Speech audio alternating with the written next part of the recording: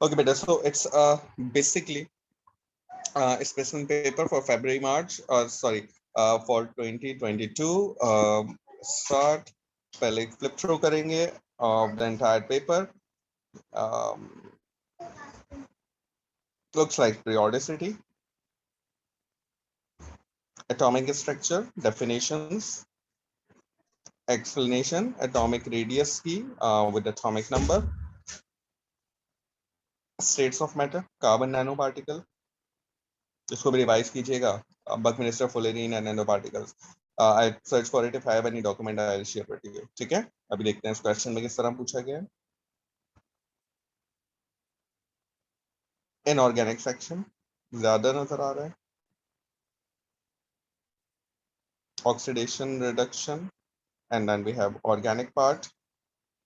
ठीक है जी. Organic में बहुत simple सा एक mechanism है. Yes, I asked this mechanism in a midterm in some colleges. And then we have mass spectroscopy, something about the fragmentation, and a very easy stuff about the IR spectroscopy. Okay, so let's see. Start with the question number 1 and challenge. Question पढ़िए. Part A पढ़िए. It says that the properties of elements and their compounds show similarities, differences, and trend depending on the position of their depending on their position in the periodic table. The position of some element are shown. ठीक है. Lithium and cesium in a group 1, magnesium, barium group 2 है, and then neon, noble gases. ठीक है जनाब. We already know. Rather than providing the entire periodic table, they just gave you group 1, 2, 3, and so on. Use figure 1.1 to identify the element that form a soluble hydroxide and an element and an insoluble sulfate. आपको एक ऐसा element identify करना है जो soluble hydroxide बनाता हो और insoluble sulfate बनाता हो. ठीक है. क्लियर. अब आपको एक बात याद रखिएगा, soluble hydroxide से related, और यही वो चीजें हैं जो इन तरह के पेपर में डिस्कस होती हैं. Group 1 and group 2 metal hydroxides are soluble. ठीक है. इसका मतलब soluble hydroxide lithium, cesium, magnesium और barium के होंगे. ठीक है. These form the soluble hydroxide. ठीक है जी. Now out of these आपको बचपन से बात याद है कि the sulfate of barium and lead are insoluble. ठीक है. So out of all these कौन सा सल्फेट insoluble होता है? बेरियम का और लेड का. So we have barium sulphate insoluble, इसलिए यहां पर हमारा आंसर होगा बेरियम. ठीक है. हाइड्रोक्साइड ग्रुप 1 और ग्रुप 2 के hydroxides are soluble, out of which the sulfate of barium is insoluble. That's why we pick barium. Clear. Use figure 1.1 to identify the most volatile element in the group that contain in a group that contain element in all 3 states of matter at room temperature and pressure. ठीक है. उसने बोला identify the most volatile element. ठीक है. Most volatile का मतलब lowest boiling point वाला element identify करना है. ठीक है. इन अ ग्रुप, एक ऐसे ग्रुप में जिसमें एलिमेंट होते हैं in a 3 states of matter. Like ऐसे ग्रुप में जिसमें एलिमेंट हैं गैस, लिक्विड और सॉलिड फॉर्म में. तो आपको पता होना चाहिए कि there is only one group in a periodic table that have element in all 3 physical states. Fluorine, chlorine are gases, bromine is liquid, and iodine is solid. So it means that they are talking about the element, they are talking about halogens. ठीक है. Clear. और halogen का वो element जिसका boiling point सबसे lowest हो. So the answer is fluorine. Astatine have the highest boiling point because of the largest number of electrons, highest AR value, and more van der Waals forces. So the answer is fluorine. दोबारा पढ़िए question देखें. इस question में like the way they describe the question is very important. They say identify the most volatile element in a group. Group का most volatile element identify करना है that contain element in all 3 states of matter at room temperature and pressure. So this is an indication that they are talking about the group 7 of the periodic table, यानी halogen की बात हो रही है. ठीक है. अच्छा. Identify the element that form the largest cation. Identify the element that form the largest cation. ठीक है? Cations का मतलब होता है जना पॉजिटिव आयन. ठीक है? तो पॉजिटिव आयन तो ये 4 बनाएंगे. ठीक है? Clear? Out of which we have, अब हम जरा लिख लेते हैं यहाँ पे, वी हैव लिथियम +1. ठीक है? We have caesium +1, we have magnesium +2 and we have barium +2. ठीक है? अब आपको पता होना चाहिए as the positive charge increases the radius decreases. यानी अगर मैं जर्नली कंपैरिजन करूं तो +1 वाले जो हैं they are larger in size as compare to +2, because जितना पॉजिटिव चार्ज ज्यादा होता है उतना रेडियस कम हो जाता है. Clear? So they are larger and out of these two going down the group, the positive charge, the radius increases, so it means that this one has the largest, this one should has the largest radius. So the answer is cesium. देखो cation positive ion या तो group 1 के element बनाएंगे या group 2 के element बनाएंगे. ठीक है? ग्रुप 2 के एलिमेंट्स पे चार्ज होता है +2 का, जिसकी वजह से वो उनका रेडियस छोटा होगा, तो it must be group 1. And group 1 में भी going down the group the radius increases. ठीक है? Clear? Next one about, I think it's atomic structure. Yes, ionization energy की बात हो रही है. It says shows the relative first ionization energies of 6 successive elements in a periodic table. Successive elements का मतलब होता है next to each other. ठीक है? The letters are not the symbol of the element. ठीक है? Define the first ionization energy value. भाई, please, I request you again that the definition must be 100% clear, or definition ऐसी होनी चाहिए कि it's worth for 2 marks. So yes, the amount of energy required to remove 1 mole of electron from 1 mole of gaseous atom to make 1 mole of gaseous 1 plus ion under standard condition. ठीक है? Clear? So I think you can write down the definition. The energy required to remove 1 mole of electron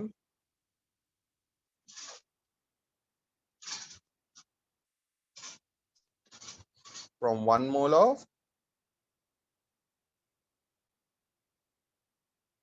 gaseous atom to make 1 mole of gaseous +1 ion under standard. Although under standard condition शायद यहाँ required ना हो, लेकिन आप लिख, कोई फर्क नहीं पड़ता. आदत बनाए लिखने की, क्योंकि जब मार्क होंगे तो फिर उसको. Suggest why the first ionization energy of B is much less than the energy of A. अब आपने एक बात ऑब्जर्व करी, कल के क्वेश्चन में भी, कल के पेपर में भी यही क्वेश्चन था, है ना? ऐसे ही ना? तो देखो, सैंपल पेपर के बाद जो पेपर आया which is the February March, the first paper, उसमें बिल्कुल सिमिलर टाइप के क्वेश्चंस आए. क्लियर? और अगर अब हम बात करें तो सक्सेसिव एलिमेंट की बात हो रही है, means this is group 1, this is group 2 of the periodic table, group 3, group 4, group 5, group 6. ठीक है? इसका मतलब हमारी सीरीज में भी कुछ क्वेश्चन जो है वो इस फॉर्मेट के, इनकी जैसी फॉर्मेट के आ सकते हैं. तो इसीलिए मैं कह रहा हूँ कि फरवरी मार्च 2022 और ये सैंपल पेपर बहुत इंपॉर्टेंट है. इसमें डिस्क्रिप्टिव पार्ट ज्यादा नजर आ रहा है. इट मींस कि एक्सप्लेनेशन, डेफिनेशन और डिस्क्रिप्टिव पार्ट आने के चांसेस ज्यादा हैं. क्लियर? और वहां पर अगर आपको याद हो तो उन्होंने ग्रुप 5 और 6 के बारे में पूछा था. ठीक है? और यहाँ पर जो है वो इन्होंने डिफरेंस पूछा है बिटवीन ग्रुप 2 एंड ग्रुप 3. ठीक है? Between group 2 and group 3. Clear? So why the ionisation energy, हम एक एग्जांपल ले लेते हैं. If you remember the example which is magnesium, इन्होंने पीरियड नंबर नहीं बताया है तो हम अपने तौर पे ही एग्जांपल ले लेते हैं, व्हिच इज मैग्नीशियम 12 और aluminium 13. You know that both belong to the same, both have the same shell number, है ना? Left to right shell number तो सेम रहता है. ठीक है? But outermost electron of aluminum, magnesium is in a s subshell. बिल्कुल वही explanation यहाँ होगी. तो आप लिखेंगे the outermost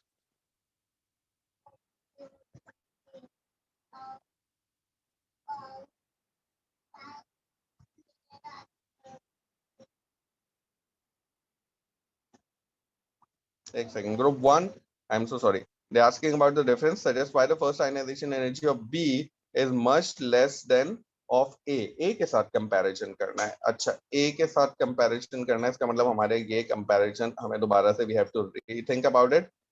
They're saying that the relative first ionization energy value of 6 successive elements of the periodic table, the letters are not the symbol defined, suggest why the ionization energy B is much less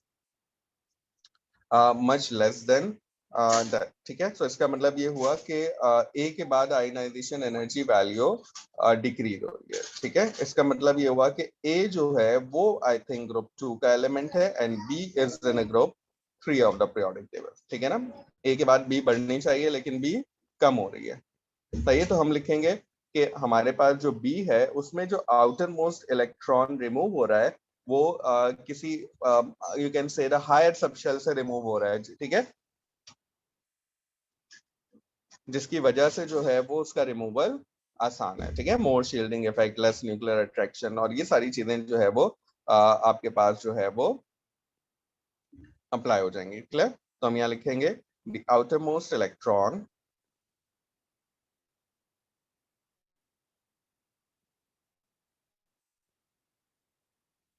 of B is present in higher, कम हो रही है ना, subshell. ठीक है, in higher subshell, so it has more shielding effect and less nuclear charge or less nuclear attraction. ठीक है, तो the ionization energy is less. ठीक है, क्लियर. ये इसने सीक्वेंस ग्रुप 1 से ऑनवर्ड नहीं दिया है बल्कि इसने बीच का एक सीक्वेंस दिया है. तो ionisation energy left to right increase होती है, लेकिन आपने देखा कि ए के बाद बी की जो आयनाइजेशन एनर्जी वैल्यू है वो डिक्रीज हो गई. ये वही वाला डिफरेंस है जो मैग्नीशियम और एल्युमिनियम और नाइट्रोजन एंड सल्फर में होता है. ठीक है, फॉस्फोरस एंड सल्फर में होता है. क्लियर.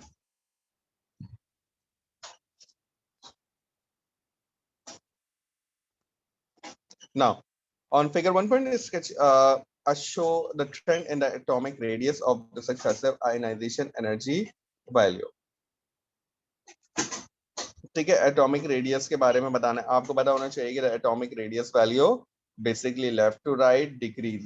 पीरियोडिसिटी में हम यही पढ़ते थे कि left to right atomic radius की वैल्यू डिक्रीज होती है. तो आप कोई भी ट्रेंड दिखाएं but it should be a decreasing trend. ठीक है, तो आपको डिक्रीज इसकी बारे.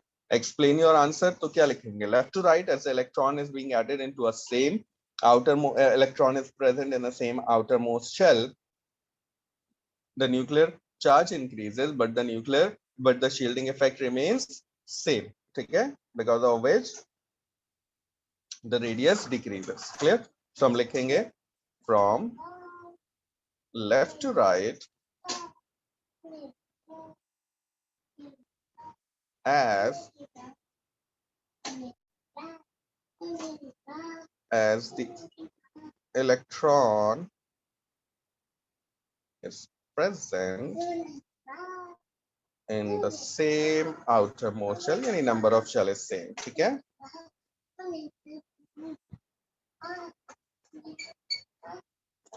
the shielding effect is constant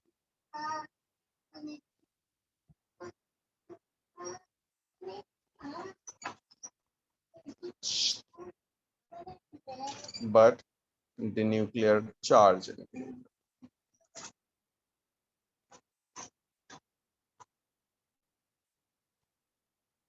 So the atomic radius decreases. अब जब भी आपके पास देखो ये जो आंसर हैं ये जर्नल आंसर्स हैं.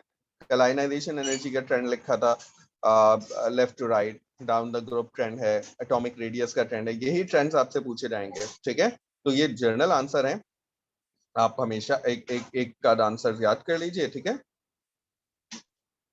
और जब भी क्वेश्चन पूछा जाए आप वही आंसर एज इट इज। लेकिन देखें why these answers are important, because if you miss any one point you will lose mark for it. Clear? So make sure that you cover all these points whenever there is a descriptive question. अब आपको ये खुद से इसमें दिमाग लगाने की जरूरत नहीं है, just write it down once, एक दफा memorize कर लो, एक दफा लिख लो, and then it's good. ठीक है? So atomic structure से question आगे चलते हैं। कार्बन नैनो पार्टिकल से रिलेटेड क्वेश्चन है, इसका रिवीजन भी रिक्वायर्ड है एंड इंडिकेशन आ रहा है कि इससे रिलेटेड क्वेश्चन पूछा जाता है। Carbon and silicon are the element in group 14। ठीक है जनाब, ग्रुप 14 यानी ग्रुप 1 के एलिमेंट है। Describe in simple term the structure of C60। देखो ये बात याद रखिएगा, C60 जो है वो बेसिकली जो उसका स्ट्रक्चर होता है वो सॉलिड फॉर्म में होता है। ठीक है, और इसमें carbon atoms are regularly arranged. Clear? और इनका जो अरेंजमेंट होता है वो बेसिकली एक सिंपल मॉलिक्यूलर स्ट्रक्चर होता है। Describe in simple term the structure, तो आप लिखेंगे C60 have a simple molecular structure, giant molecular नहीं होता। ठीक है,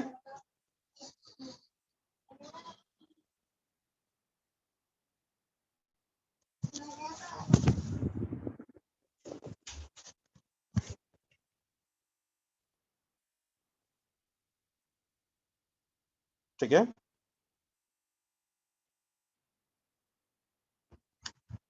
There is a covalent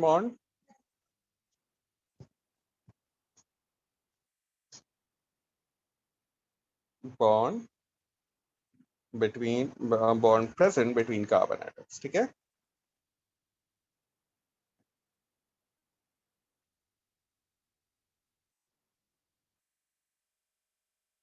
सही है। चलो सिंपल सी बात है।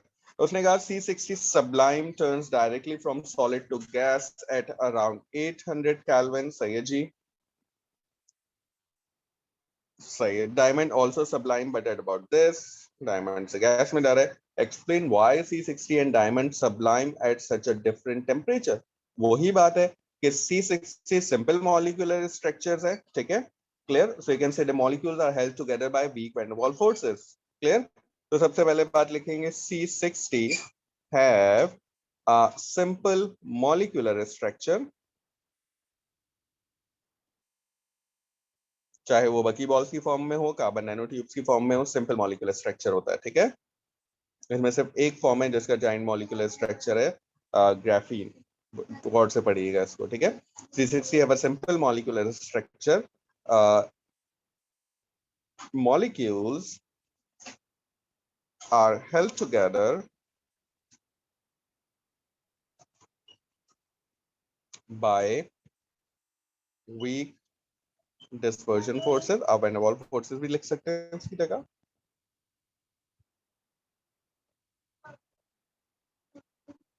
whereas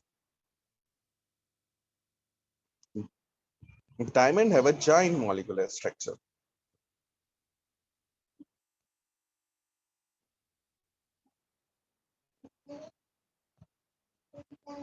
और आपको पता है जाइंट मॉलिक्यूलर स्ट्रक्चर में atoms are held together by strong covalent bond. ठीक है, in which atoms are held together by strong। अब देखो कोई भी सिंपल मॉलिक्यूलर का कंपैरिजन पूछा जा सकता है जाइंट मॉलिक्यूलर के साथ। आयोडीन का SiO2 के साथ पूछा जा सकता है। This is the explanation. ठीक है, bye strong covalent bonds, so large energy is required to break these covalent bonds। ठीक है, that's why diamond sublime at higher temperature। ठीक है बेटा, 4 मार्क्स हैं, बिल्कुल यही एक्सप्लेनेशन करनी है। They just trying to ask कि आपके पास क्या डिफरेंस होगा।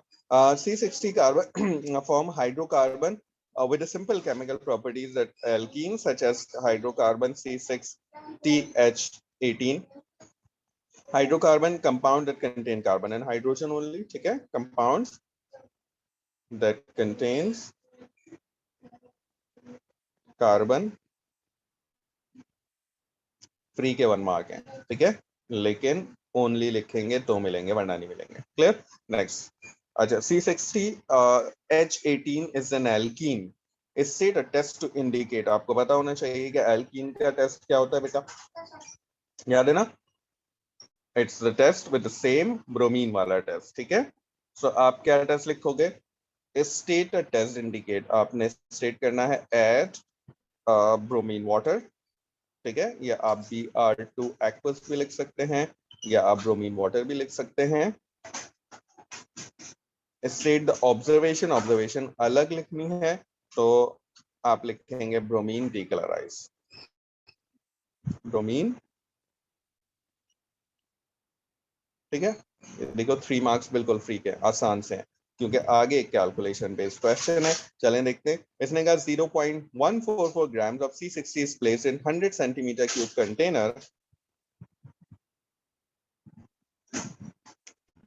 ठीक है, of hydrogen gas at 20 degree Celsius, pressure इतना है, the container is heated to make C60 and hydrogen gas react, the reaction is below, सही है। After the reaction the container is allowed to cool at 20 degree Celsius, reaction के बाद दोबारा उसे cool down किया, the pressure decreases to इतना, all C60 reacted. अब 1 bye 1 solve करेंगे, पूरा क्वेश्चन पढ़ के तो बहुत मतलब चक्कर आने लगेंगे आपको। सबसे पहले पढ़ते हैं, name the type of reaction that occur, C60 एक एल्कीन है, अगर आपको सॉरी C60 और हाइड्रोजन का रिएक्शन हो रहा है, यू कैन सी कार्बन में हाइड्रोजन ऐड हो रही है, ऐसे ही है ना, जब भी तो हाइड्रोकार्बन बन रहा है, कार्बन में हाइड्रोजन ऐड हो रही है, एल्कीन में भी hydrogen, two reactant single product का मतलब ये है कि it's addition reaction. Which type of addition ये हम नहीं बता सकते क्योंकि ये ऑर्गेनिक रिएक्शन नहीं है, ठीक है। तो यहाँ पर एडिशन हो रही है, हाँ, एडिशन ऑफ वाटर होती है तो हाइड्रेशन कहलाती है, यहाँ एडिशन ऑफ हाइड्रोजन हो रही है, यू कैन से इट्स अ हाइड्रोजनेशन, लेकिन आप एडिशन लिख दो चल जाएगा, ठीक है, क्लियर। उसके बाद वो आपसे कह रहा है calculate the amount in moles of C60 that reacted,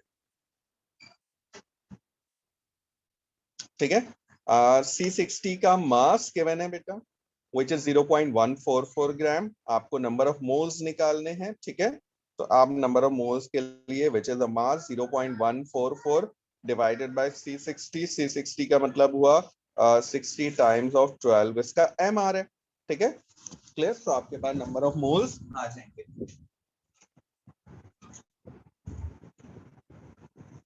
चलें जी, इसको जल्दी से 0.144 डिवाइडेड बाय, अच्छा, 60 into 12 is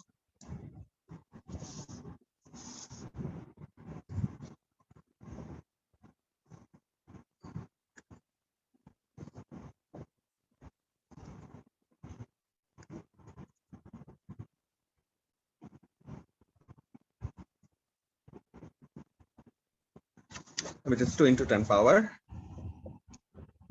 -4, ठीक है। देखो अभी तक इस क्वेश्चन में कोई ट्रिकी बात नहीं पूछी है, क्वेश्चन ऊपर पढ़ने से लग रहा था कि मुश्किल है, लेकिन देखिए 2 मार्क्स बहुत आसान है। 3 मार्क्स में देखते हैं वो क्या पूछ रहा है।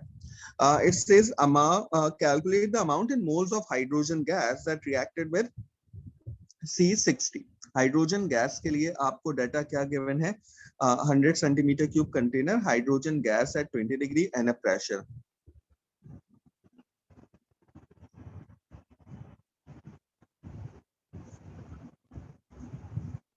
ठीक है।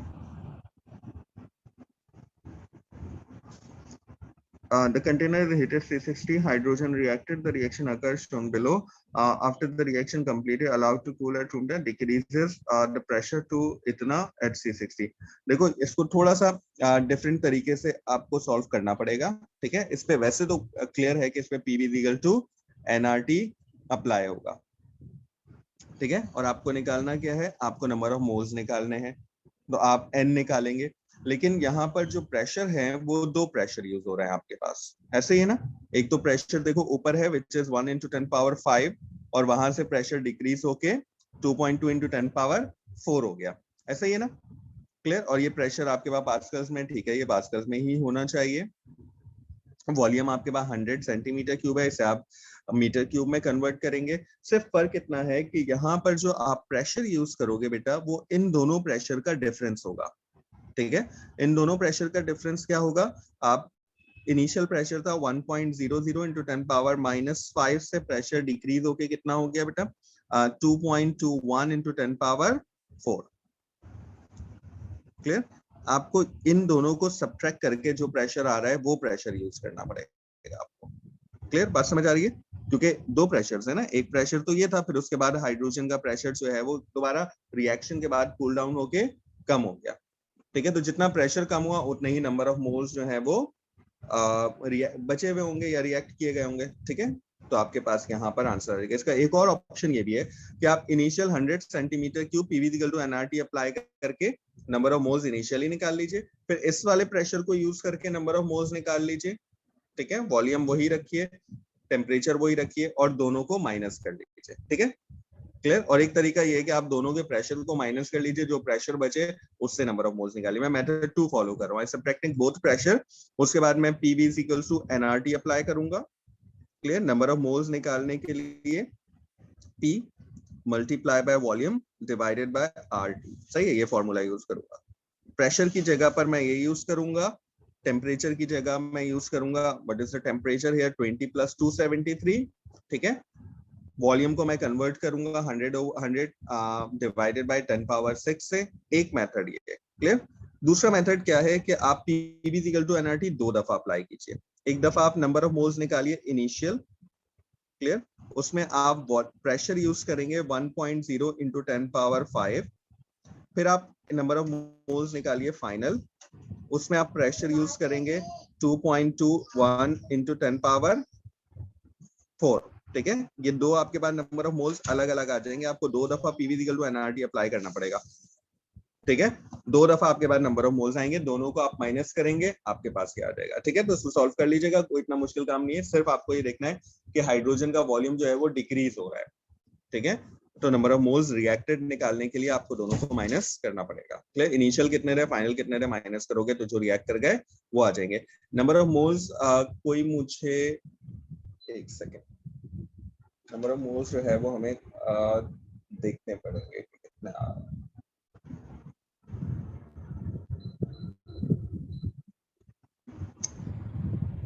चल आगे चलते हैं, फिर उसके बाद नंबर ऑफ मोल्स से अगर किसी ने सॉल्व कर लिया है तो मुझे नंबर ऑफ मोल्स सेंड कर दे इसके, ताकि मैं अगले पार्ट की तरफ चला जाऊं। अच्छा, use your answer from C part 2 and C part 3। C part 2 में हमने क्या कैलकुलेट किया था बेटा, सी पार्ट 2 में हमने नंबर ऑफ मोल्स निकाले थे C60 के, और C part number of moles hydrogen के निकाले, ठीक है। मॉलिक्यूलर फॉर्मूला ऑफ हाइड्रोकार्बन, ठीक है जनाब। अब देखो यहाँ पर 3.19 सही है जनाब, ठीक है बेटा।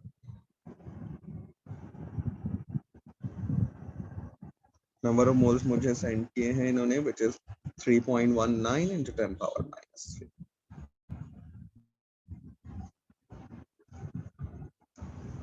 सही। अच्छा अब देखें आगे, आगे आपको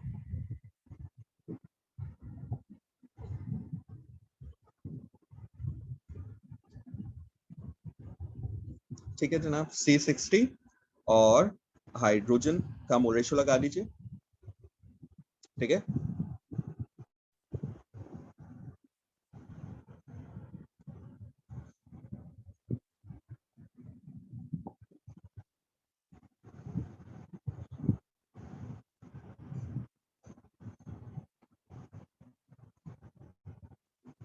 टू इंटू 10 पावर -4 और हाइड्रोजन के थे 3.1 एंड 3.2 इंटू 10 पावर -3, ठीक है।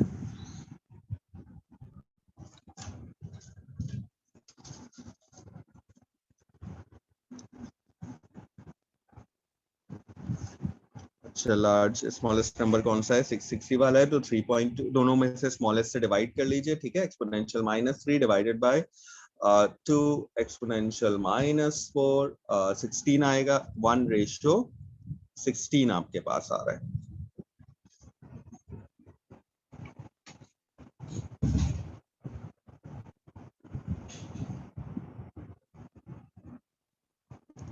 ठीक है, यानी एक C60 के साथ 16H2 होंगे। 16H2 का मतलब कितने हाइड्रोजन होंगे? 32 हाइड्रोजन, क्योंकि ये हमने H2 के साथ कैलकुलेशन करी ना, हमने हाइड्रोजन एटम के साथ नहीं करी, ठीक है, H2 के साथ करी। 16 हाइड्रोजन गैस के मॉलिक्यूल आ रहे हैं विद 1 मोल ऑफ C60, तो 16 हाइड्रोजन मॉलिक्यूल्स में कितने हाइड्रोजन एटम होंगे? 32। सो आपका मॉलिक्यूलर फॉर्मूला आएगा C60H32। क्लियर? अगर मैं H के लिए करता, हाइड्रोजन के लिए, तो मेरे पास 32 ही आता। आपके पास दूसरा ऑप्शन भी है, आपने यहाँ हाइड्रोजन गैस के मोल्स निकाले ना, हाइड्रोजन एटम के मोल्स कितने होंगे? इसके डबल होंगे, क्योंकि one mole of hydrogen gas has 2 atom, इसके डबल होंगे। अब वो डबल अप्लाई करेंगे, और अगर यहाँ पर C60 और हाइड्रोजन का मोल रेशो निकालेंगे आप, तो आपके पास आंसर 1:32 आएगा। तो आपका फॉर्मूला फिर भी वही बनता है। सही है? क्लियर? तो मैंने हाइड्रोजन गैस से किया, so 1:16 आया, formula is same. ठीक है? Silicon shows the same type of bonding and structure as a diamond. Silicon reacts with magnesium to form this solid Mg2SiO2, reacts with dilute hydrochloric acid to form gas SiH4 and a solution of magnesium chloride. Construct an equation. सब कुछ तो बता दिया इसने। इसने बता दिया कि भाई if you have Mg2Si plus reaction हो रहा है HCl के साथ, फॉर्म कर रहा है SiH4, इसका स्टेट सिंबल गैस है, सॉलिड है, HCl एक्वस में होगा, plus magnesium chloride MgCl2 ionic compound है, एक्वस होगा। अब आप इस इक्वेशन को बैलेंस कर लेंगे। 2 मैग्नीशियम है, you have to place 2 here, 2 to the 4 chlorine है, तो आपने 4 लगाना पड़ेगा, और ऐसा ऐसे। तो I think equation is balance. Predict the shape of SiH4। अब इसकी प्रेडिक्ट शेप कैसे प्रेडिक्ट होगी? Silicon is in the same group, ठीक है, एज कार्बन। तो कार्बन CH4 की शेप क्या होती है? The shape is tetrahedral.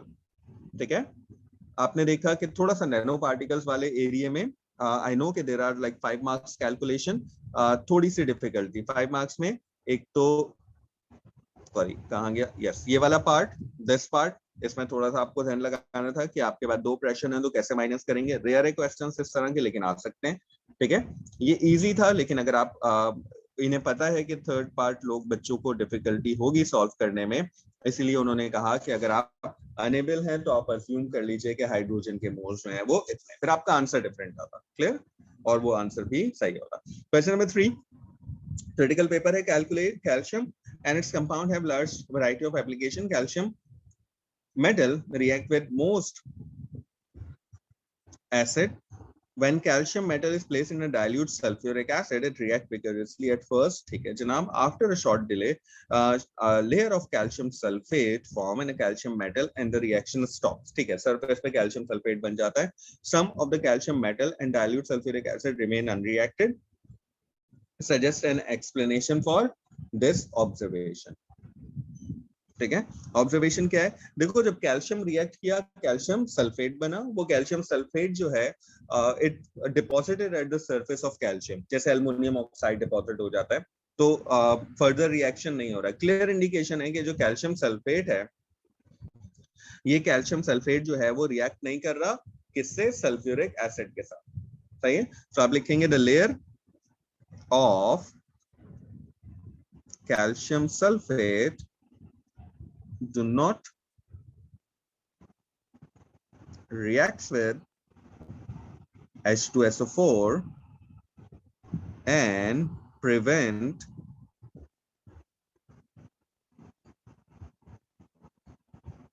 further reaction of calcium and H2SO4. ठीक है, क्लियर? ये जो लेयर बनी है ये इसको प्रिवेंट करती है। Okay, calcium ethane diode is form when calcium react with this. ठीक है जनाब, दोनों एक कैल्शियम आके लग जाएगा और 2 OH निकल जाएंगे। Calcium ethane diode contain 1 cation and 1 anion. State the full electronic configuration of the cation. Cation क्या होगा? कैल्शियम 2+ होगा। ठीक है, calcium the proton number is 20। अब 2+ के साथ इलेक्ट्रॉन 18 हो जाएंगे। 18 इलेक्ट्रॉन की इलेक्ट्रॉनिक कॉन्फ़िगरेशन होगी 2s2, 2p6, 3s2,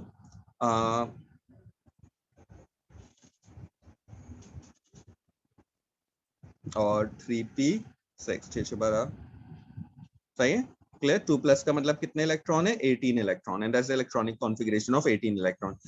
Deduce the charge on cation, so the charge is +2. Displayed formula of ethane dioic acid, ethane dioic acid का डिस्प्लेड फॉर्मूला ये होता है, वो आप सबको पता होना चाहिए. But it says fully displayed formula, तो आपको ऑक्सीजन हाइड्रोजन बॉन्ड भी शो करने हैं. अगर आपने ये बॉन्ड भी शो नहीं किया सो यू लूज 1 मार्क. तो बहुत इजी सा पार्ट है, कोई इतना मुश्किल नहीं है. आगे चलते हैं. Calcium chlorate CaClO2 is used in alternative sodium chlorate. ठीक है जनाब. Some household product, the chlorate ion is formed when cold aqueous sodium hydroxide react with chlorine. ठीक है जनाब. Right an ionic equation for the reaction, state symbol is not required. ये जो chlorine वाला reaction था, अगर आपको याद हो, +OH नेगेटिव के साथ जिसमें क्लोरेट बनता है ClO negative. They asking about that reaction. तो इसमें ClO नेगेटिव बनता था प्लस NaCl यानी Cl नेगेटिव बनता था प्लस H2O. क्लियर. अच्छा, OH यहाँ 2 लगता है. So this is the ionic equation. ठीक है, और ये आयनिक इक्वेशन किसकी है बेटा, ये इक्वेशन है chlorine plus sodium hydro oxide के रिएक्शन की.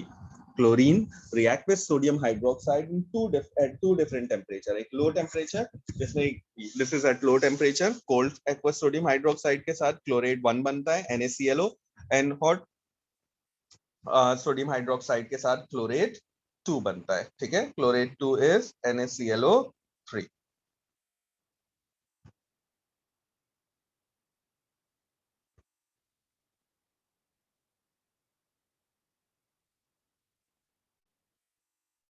ठीक है बेटा, चलो नेक्स्ट पार्ट की तरफ चलते हैं. Describe the okay. The chlorate ion is unstable. The reaction described as disproportionation reaction. Describe the meaning. Type of reaction.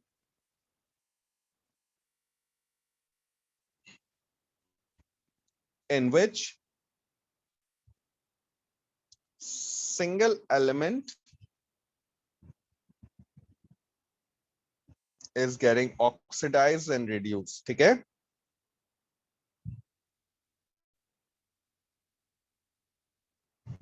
Simultaneously. ये वर्ड लिखना जरूरी है. क्लियर. सही है, आगे चलते हैं. उसके बाद ऑक्सीडेशन स्टेट पूछ रहा है वो. Cl नेगेटिव की -1 है, and they asking about the oxidation state of chlorine in ClO3 negative. तो हम कैलकुलेट कर लेते हैं. Cl plus 3 times of -2 which is equals to -1. Cl -6 is equals to -1. Cl is equals to +5. अगर आपको ये तरीका याद है तो the oxidation state of chlorine is +5. ठीक है. ऑर्गेनिक से रिलेटेड क्वेश्चन है. Calcium carbonate react with 2 hydroxypropanoic acid to form compound Y.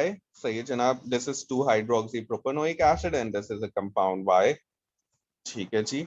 Identify the other two product of the reaction between 2 hydropropanoic acid.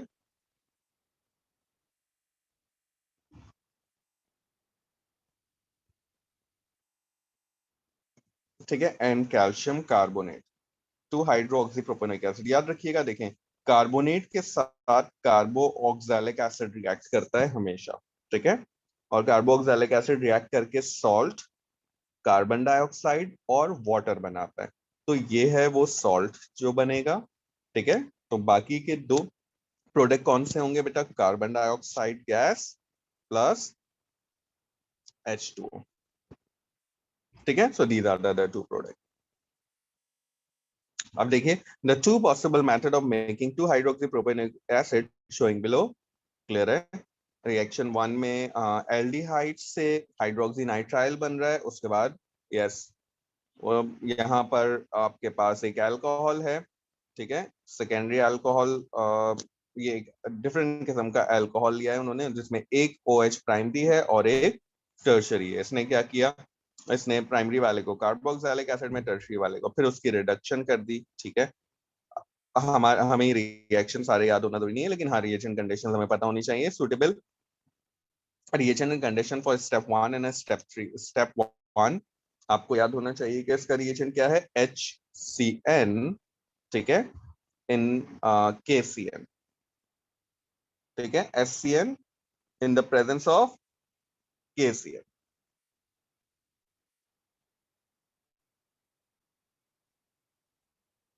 ठीक है, आई थिंक इसमें heat under reflux भी होता है. रिएक्शन 3, सॉरी रिएक्शन 3 कौन सा है भाई? रिएक्शन 3 ये है. अब आप देख रहे हैं कि रिएक्शन 3 में this OH which is a secondary alcohol getting oxidized to ketone, this OH which is a primary alcohol getting oxidized to carbon, so it's an oxidation reaction. So आप लिख सकते हैं acidified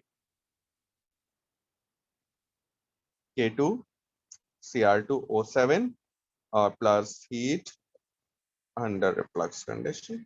ठीक है, clear? Deduce the type of reaction that occurring in reaction 2. Reaction 2 में CNS getting converted into COOH. So this is hydrolysis. अगर आपको याद हो कि हम इसको hydrolysis कहते हैं. ठीक है, the reagent for reaction 4 is NaBH4. Identify the role of reducing agent. NaBH4 हमेशा reducing agent है. ठीक है, एक और reducing agent अगर आपको याद हो NaBH4 के अलावा कौन सा होता है? LiAlH4. उसके अलावा एक और कौन सा होता है? nickel catalyst. Hydrogen nickel catalyst. 2-hydropropanoic acid has a chiral center. What is meant by the term chiral center? तो आप लिखेंगे the carbon which is attached to 4 different groups. ठीक है, the carbon that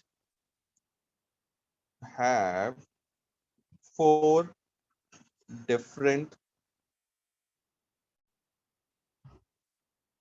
groups attached. ठीक है, आसान सा part था ऑर्गेनिक का.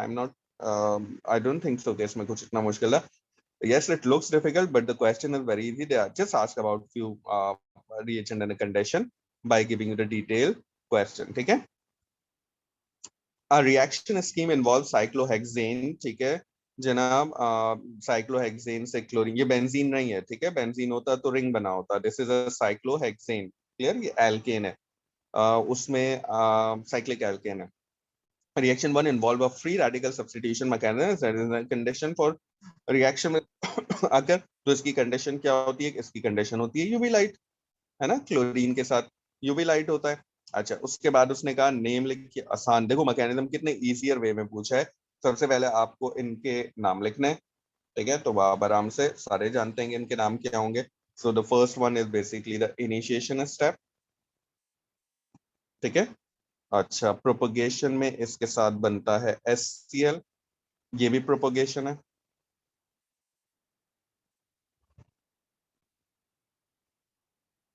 ठीक है, टर्मिनेशन में इसके साथ, हाँ टर्मिनेशन में क्या होगा? अब टर्मिनेशन में आप दिखाएंगे कि ये ही वाले 2 फ्री रेडिकल आपस में मिल गए.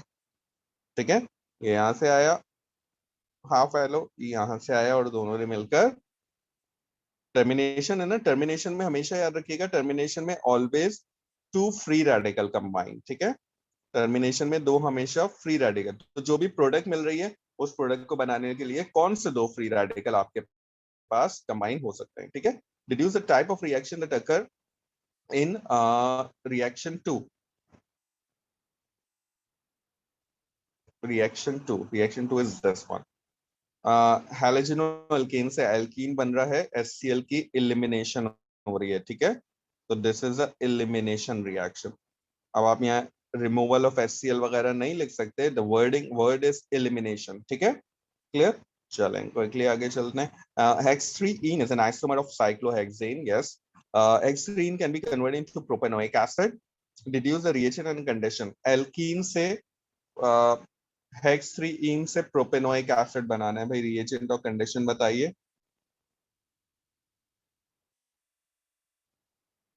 hextreene पहले हम लिख लेते हैं. hextreene है क्या?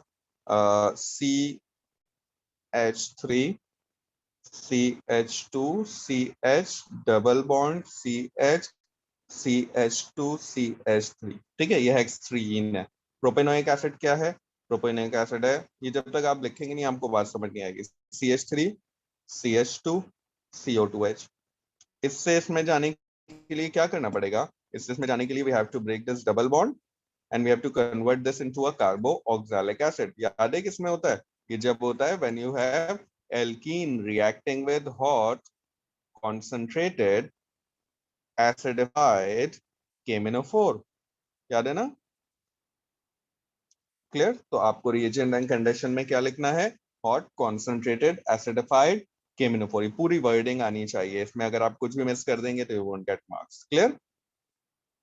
आगे चलते हैं, लास्ट क्वेश्चन और बस डन, फ्यू पार्ट है, इजी सा क्वेश्चन है and then we are done with it. Compound X contain contain atoms of carbon, hydrogen and oxygen. The mass spectrum of X is recorded. Information above the two peaks of mass to charge ratio greater than 100 is shown. सही है जनाब, 102 और 103 पे आपको दिए। Clear? A molecule of X contains 6 carbon atom. Demonstrate that this is correct using the information. अगर आपको याद हो मास स्पेक्ट्रोस्कोपी, तो this is M and this is M plus 1 peak, है ना? 1 यूनिट हायर, 102 से 1 यूनिट हायर क्या है? और अगर आपको याद हो नंबर ऑफ कार्बन एटम हम कैसे निकालते हैं? नंबर ऑफ कार्बन एटम निकालने का जो तरीका होता है 100 divided by 1.1 multiply by abundance of m plus 1 divided by abundance of m। तो आपका फॉर्मूला के अकॉर्डिंगली 100 ओवर 1.1 तो फॉर्मूले का पार्ट है, ठीक है? इस पे रेशियो भी अप्लाई हो सकता है, नॉर्मली मार्किंग स्कीम में रेशियोज अप्लाई हुए होते हैं, लेकिन आप बिल्कुल इसी तरह से इसको सॉल्व कर लें जैसे मैं बता रहा हूँ। स्मॉलर परसेंटेज 6.5 m plus 1 की divided by this one which is 100। Clear? तो जब आप इस रेशियो को सॉल्व करेंगे सो आपके पास आंसर आएगा, वेट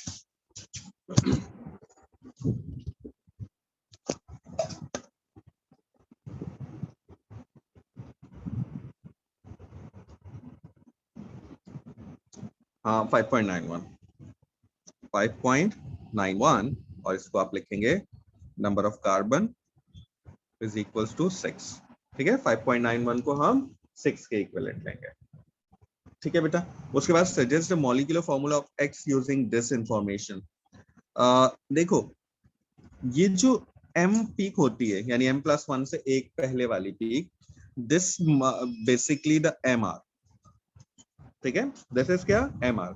अब इस मॉलिक्यूल का जो mr है वो 102 है, ठीक है? क्लियर? नंबर ऑफ कार्बन कितने हैं? 6 कार्बन है। तो अगर मैं 102 में से 6 कार्बन के मास को माइनस कर दूं तो जो लेफ्ट ओवर बचेगा वो क्या होंगे? वो हाइड्रोजन होंगे। तो अगर मैं 102 में से माइनस कर दूं 6 टाइम्स ऑफ 12 तो मेरे पास बचेगा 30, ठीक है? अब इस 30 में मैक्सिमम मैं कितने हाइड्रोजन और ऑक्सीजन फिट इन कर सकता हूं? बिकॉज क्लियरली इसने कहा था कि this compound contain carbon, hydrogen and oxygen only, ठीक है? सो इसका मतलब MR30 में ऑक्सीजन और हाइड्रोजन फिट इन करने। ऑक्सीजन का AR होता है 16, तो it means that this contain only 1 oxygen. तो 1 ऑक्सीजन के बाद जो बाकी बचेगा वो होंगे hydrogen. Clear? So the molecular formula is C6H14O। Clear?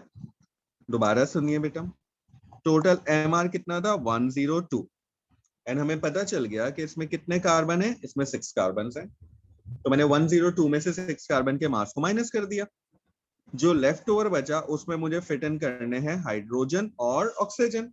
तो हाथ दबेगा, तो AR आपके पास जो है वो कितना है? 30 है। इस 30 रिमेनिंग AR, इस 30 AR में आप एक ही ऑक्सीजन और रिमेनिंग हाइड्रोजन फिट इन कर सकते हैं, ठीक है? Suggest the molecular formula of the fragment at mass to charge ratio 31। अब 31 में आप क्या फ्रेगमेंट बना सकते हैं, ठीक है? सो अगर 31 में एक कार्बन, यानी 31 में से मैंने माइनस कर दिया 12, एक कार्बन तो होगा ना, ठीक है? एक ऑक्सीजन लगा देते हैं, तो 16 भी माइनस कर दिया। हाइड्रोजन कितने बचेंगे आपके पास? हाइड्रोजन बचेंगे 3, ठीक है? हाइड्रोजन कितने बचेंगे? हाइड्रोजन बचेंगे आपके पास 3। सो आपके पास एज सच इसको फिट इन करने के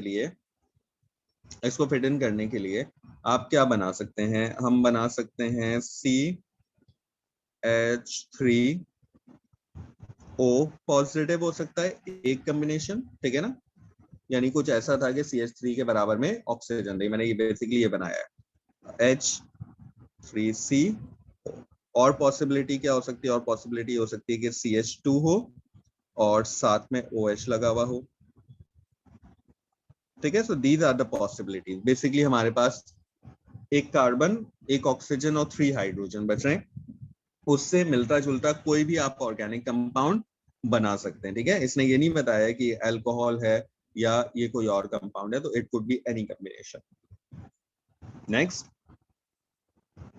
अच्छा नहीं, डी में इसने स्पेक्ट्रम ऑफ एक्स दिया हुआ है, अच्छा ठीक है, इससे रिलेटेड पार्ट नीचे।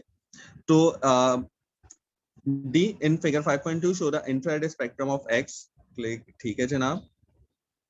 और उसके बाद बताया identify the function group present in X using your answer in B and information from 5.2 and 5. ठीक है जनाब, इंफॉर्मेशन इस बी में हमें पता चल रहा है कि ऑक्सीजन मौजूद है, एक ऑक्सीजन है, एक ऑक्सीजन के साथ it could be aldehyde, it could be ketone और it could be it could be alcohol. Clear. अब देखिए हमारे पास एक पीक आ रही है बेटा अराउंड 3200 से 3400 के दरमियान, ठीक है, बल्कि 2 से शुरू हो रही है, 3200 से लेके 3400 के दरमियान एक पीक आ रही है। इट्स अ ब्रॉड पीक, ठीक है। ब्रॉड पीक क्लियर इंडिकेशन है कि आपके पास जो मॉलिक्यूल है उसमें हाइड्रोजन बॉन्डिंग प्रेजेंट है, ठीक है। तो हमें बहुत क्लियर पता चल रहा है कि ये हमारे पास जो है वो OH ग्रुप हो सकता है। और देखें इसी रेंज में आपके पास पीक आ रही है, तो हाइड्रो ऑक्सिल ग्रुप यानी अल्कोहल इज प्रेजेंट, ठीक है। तो हम यहाँ लिखेंगे hydroxyl group OH is present. एक दो मार्क का IR स्पेक्ट्रम पूछा जाता है because there is a broad peak present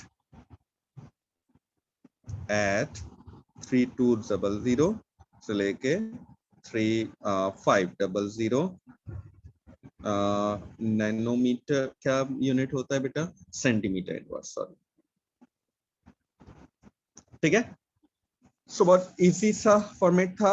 again unmute करने का चांस दे रहा हूँ, जल्दी जल्दी क्वेश्चन पूछ रहे इफ यू हैव एनी।